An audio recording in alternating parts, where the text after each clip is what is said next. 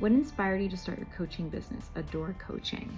What inspired me to start Adore was that through my years of helping women with hair loss, I knew that women needed somebody to walk alongside them, somebody who was not already invested in some way in their lives. It wasn't somebody in their life who was close to them and felt obligated to offer them comfort. Like, it's really not that bad. I think that maybe you're making too much of it. You're still so beautiful. You would be beautiful with no hair. All those things are great, but sometimes what we want is not comfort.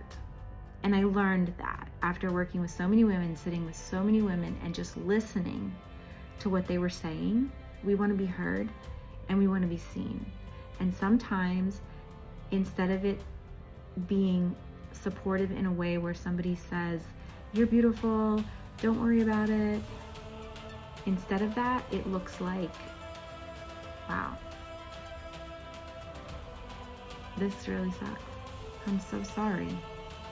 I'm so sorry. Tell me how you're feeling about it, and I'm not going to try to fix it for you. I just want to know how you're feeling about it."